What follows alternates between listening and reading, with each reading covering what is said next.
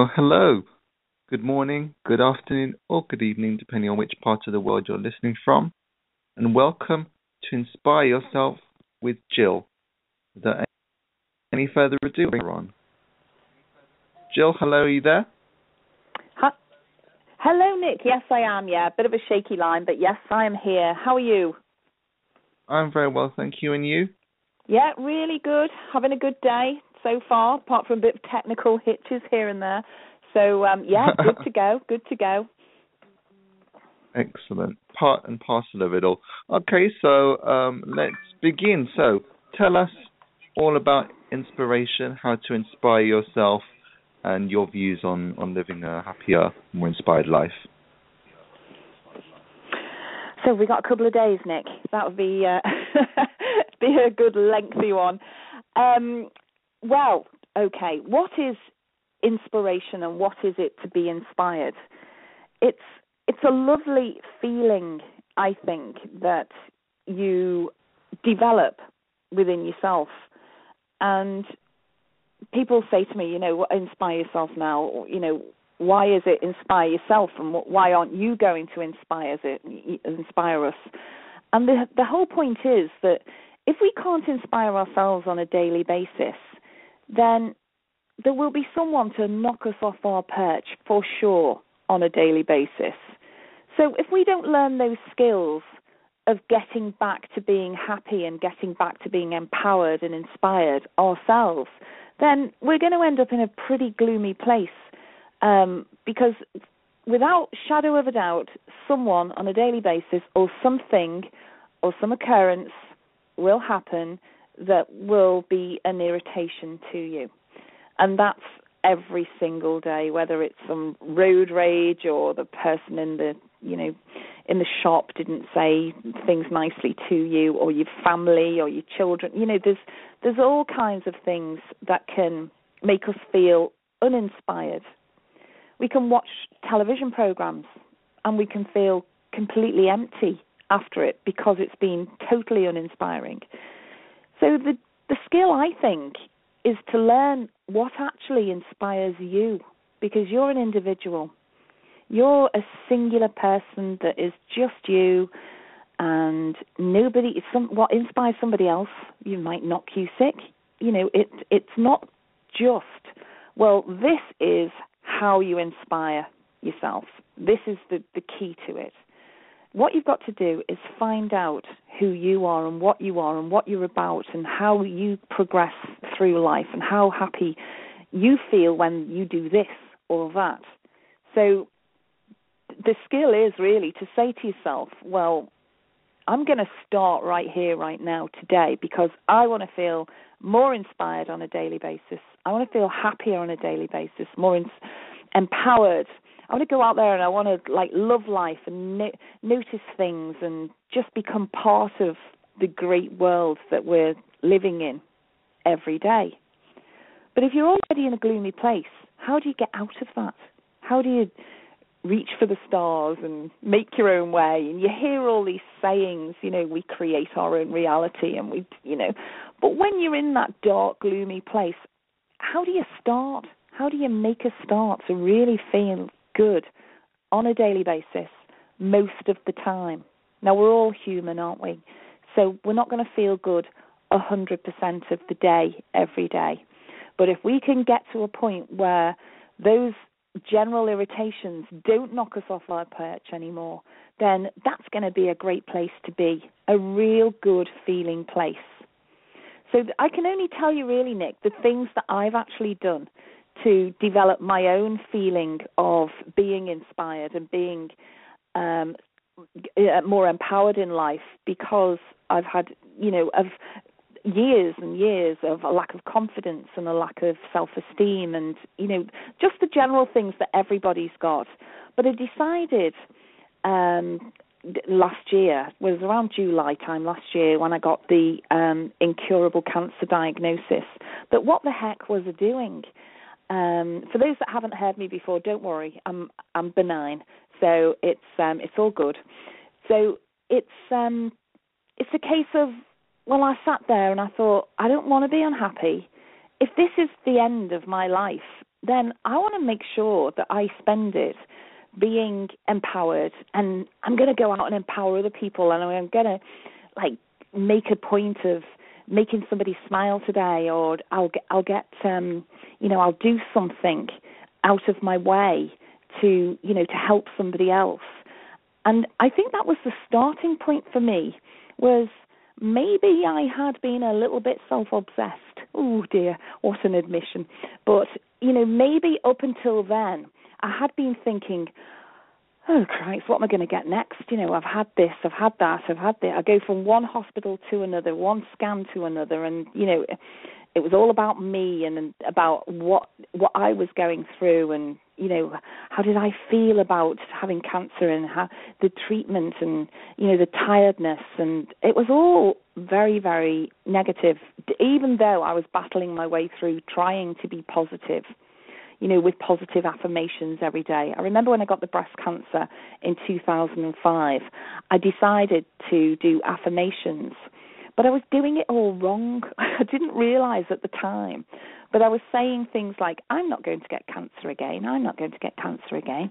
I am fit and happy, and I'm not going to get cancer. But all I was doing was saying cancer all the time, which just made, I think, even if I was having a few minutes of forgetting about it, I'd just bring it back. So I decided to rearrange the way I spoke about things, change the way I thought about things, and it wasn't easy.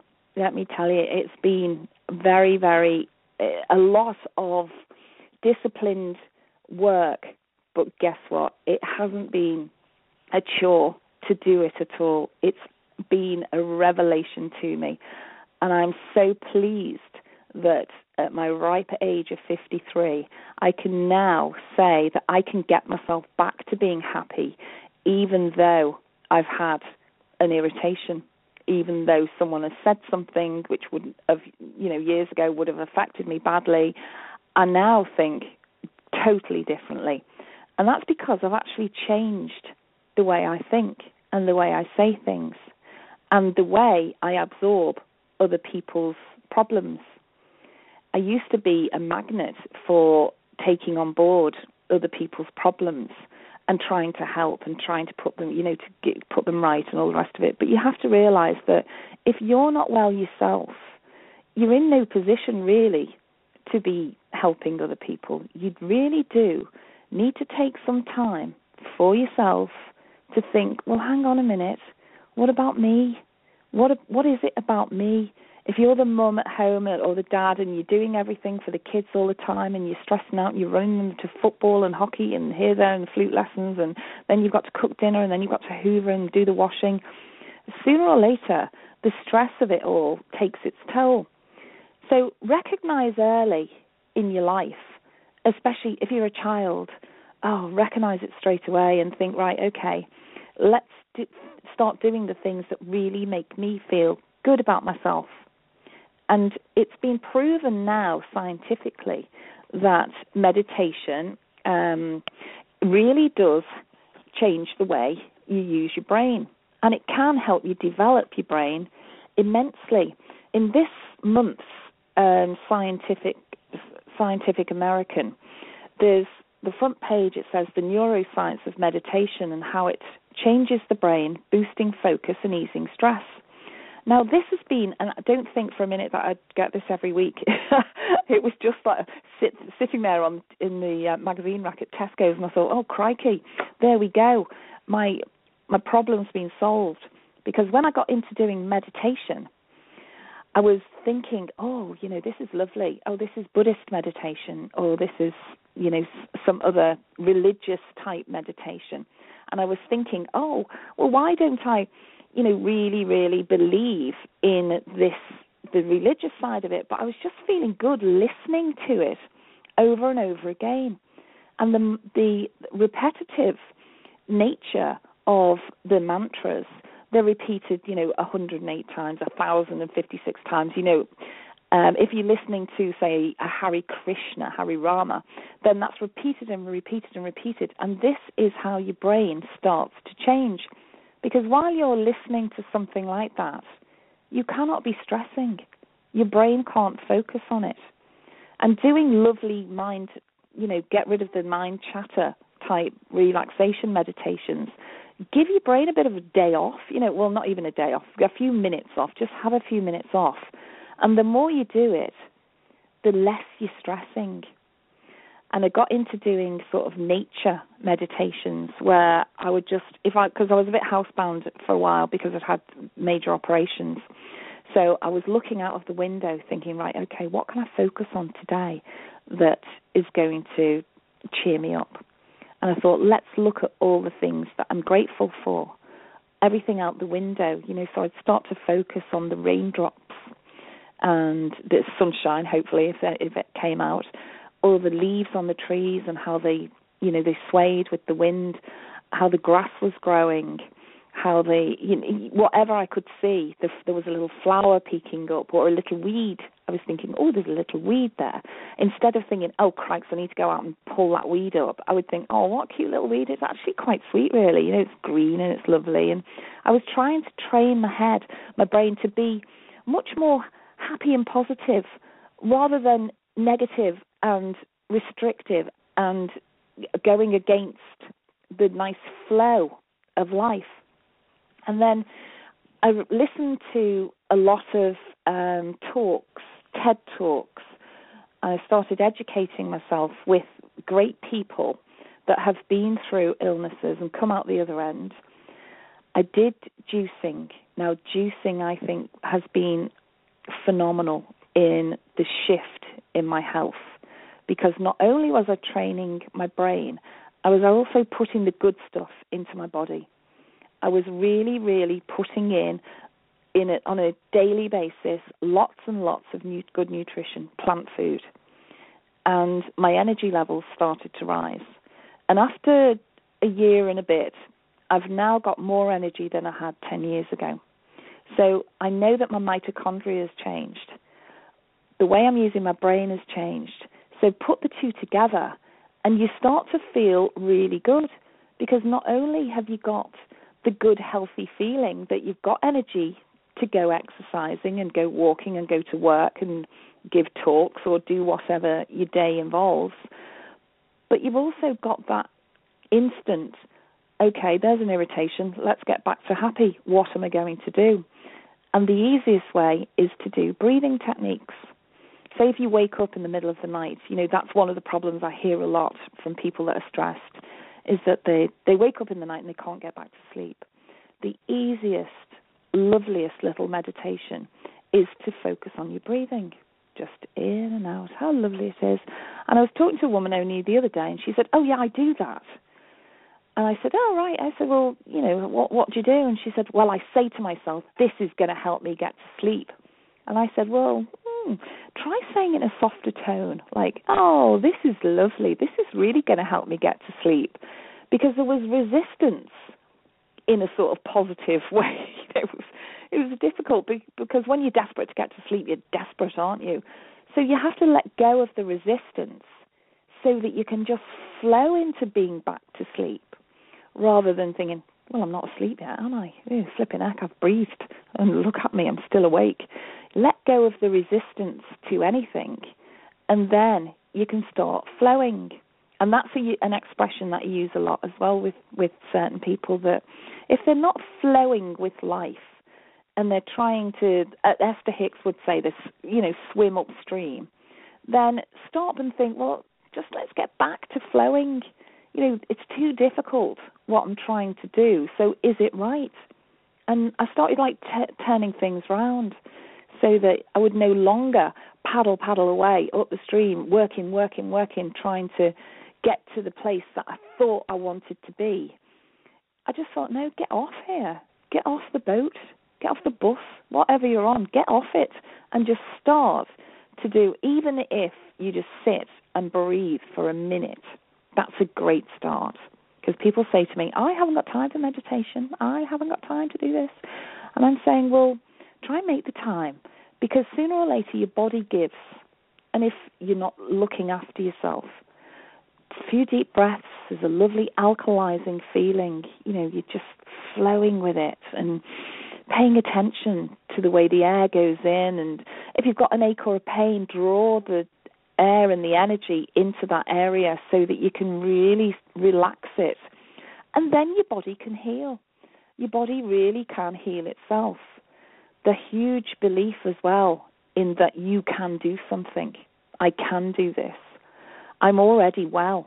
I'm already well. Look at me. Look at my energy. Even if you don't really feel it, start saying to yourself, I'm so happy. I'm grateful for my healing. I'm so happy that I'm cured. I'm happy that the day is so lovely. Rather than sit with a bunch of friends talking about your illness. Don't do that. Give yourself, get away from it. If you're a sort of illness dweller, like, oh, I've heard it so much, I've got depression. So therefore, once you've announced it, your friends can then all make sure that they tread on eggshells when they're with you. And, I've been there. I've been on medication for it 10 years ago, so I do understand the place. But you can do so much yourself in getting your head in that better place. Get your head in that better place. And don't rely on others to try and do it for you. It's like, going to the meetups and everything. We can all sit there and we can be inspired by each other. But then we leave and we're actually back by ourselves. And the only person that goes with us is us. We can't take that host with us as much as we might like to. We can't take them and say, hey, come on, spend the day with me and inspire me all day. And if I get a bit off, just come back and inspire me. That's not going to happen. So we have to learn, well, that was great. I've learned a few techniques and I've learned a few bits. Now I'll put them into practice. And you can start these new habits, but you just have to remember on a daily basis, I'm going to take some time out for me today. And it's either going to be a minute of breathing, 3 minutes, 10 minutes, half an hour, walking in the woods, walking on the beach, walking around your flat or your garden, or sitting on your sofa. If you can't do anything, sit on your sofa or your chair and look around you and just say, right, I'm going to spend a few minutes looking at the fabulous things that are here, looking at the fabulous things. Even if you're the type of person that goes, oh, I hate everything, I want to get rid of everything and start again, just for now, because that's what you've got. That is what you've got. So start showing it some appreciation. Start showing it that you like it, that, oh, that plant, it's fabulous and I've had it for years. Find good things, about the rug, about the coffee table, about the candle. Light a candle and watch it flicker. Watch the energy in the flickering flame of a light. It's simple, but it takes your brain away from thinking, oh, crikey, and I've got work tomorrow and I don't want to go and haven't picked up the suit from the dry cleaners and da-da-da-da-da. Give yourself a bit of a break. Just try and find things that really do make you think, actually, I'm all right. I'm okay. I'm not saying you need to compare yourself with people in war zones and that sort of thing, because that's a bit hard-hitting, to say, well, I've had that said to me. Well, you're not in a war zone, are you, Jill? So, come on, get over yourself. You go, oh, yeah, thanks very much, but it really doesn't help. So just focus on your breathing, put on a little YouTube meditation or one that you've got on a CD or something. I've got 17 tracks on a CD, and I love them. So if I pick one that suits me for that day, I might not want to get zoned out, so I'll put the empowerment one on, where at the end I've got this voice going, you can do it. So it's quite funny. I giggle a lot because I think, oh, crikey, look at me, arming it out here on the sofa. There's the science behind the arm as well. It's a vibrational energy that flows, so you can change your DNA with vibrational energy.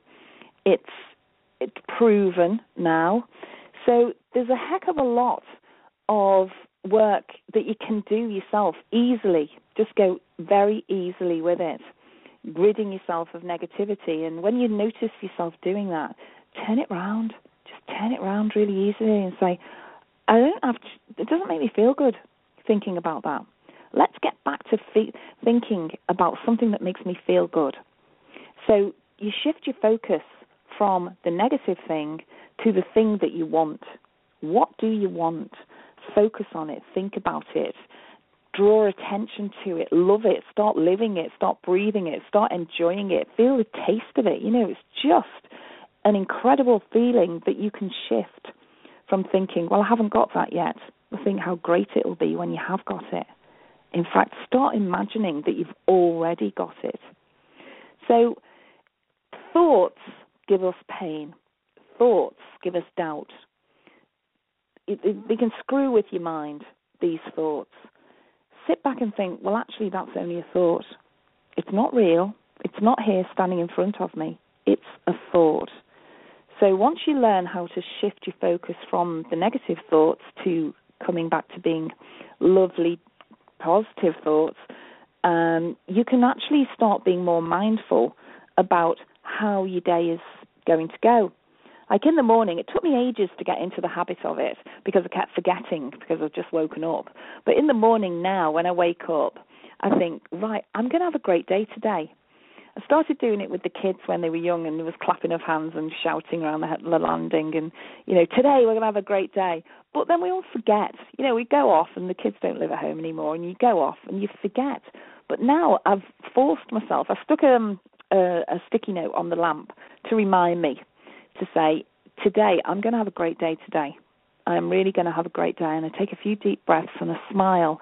And now get a feeling of kind of elation that I've got another day. I've woken up. I've got a pulse. I've got a day. It's ahead of me. I've got things to do. I'm going to see who I can smile at today. And if there's something I can do for somebody, I'm really going to try and be an inspiration as well as look for things to be inspired about. Now, this week I've had an amazing week. Been to Meetup, Nick. Fantastic. Such great people.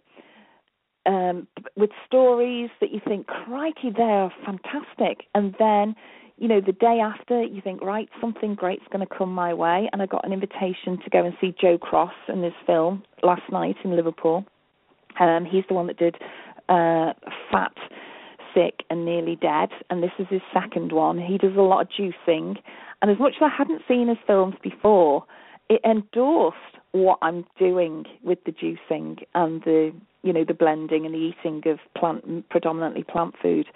So it was great to do that, but that just came straight out of the blue. I had to tweak a few things so that I could go, but good things are really coming, and then I get great messages, after meetups, and, really looking forward to the next one, and, you send out a little YouTube video or something, you get some positive people, some feedback. So once you start the ball rolling with more positivity, it all starts coming back to you. So I would just say, make a start on something, and then find the thing that really gets you back to a happy place quickly, and then you will be more inspired on a daily basis. Loving ourselves is also something that we don't do enough of. It's a case of liking ourselves, thinking about all the good things that we are, rather than all the things that we're not. We might be very hypercritical of ourselves and saying, well, I'm too overweight, or I'm getting old now, I'm wrinkly, or my hair's a mess. We're very, very good at knocking ourselves. So that was another thing, and I found that quite difficult as well, was to actually love ourselves and be part of a lovely world where we actually like the things that we say to people. We actually like the things that we're doing in our lives. So it's more of a case of start these little things, maybe write a few notes. What am I going to do first? Do I do any exercise? If not, then make a start. Build up to doing 30 minutes a day of something that you like, yoga or walking or, a class. Try something new. Lots of laughing. If laughing isn't coming naturally in your life, find some comedy on TV or buy a little book with jokes or something like that. Do your mantras. Do your affirmations. Look for things. Educate yourself. Google how to be happy or how to inspire yourself or how to get on well in life. And you'll be amazed at the things that you find. And don't have those negative doubts anymore. Give yourself some pats on the back and some really, really mindfulness about how great you are as a person, how great you are as a part of a community, of a world that you're in, that you are the shining light that can make a difference to other people, but can also make a difference to yourself. So I say, go get it, everybody. And if you're ever in Liverpool and you want to come to a meetup, then it's on the meetup site and you can come along. It's Inspire Yourself Now. And the next one's the 10th of December. So it would be great to see you there. It's been lovely talking about it all, and I'll wish you a really, really great day. So thank you very much.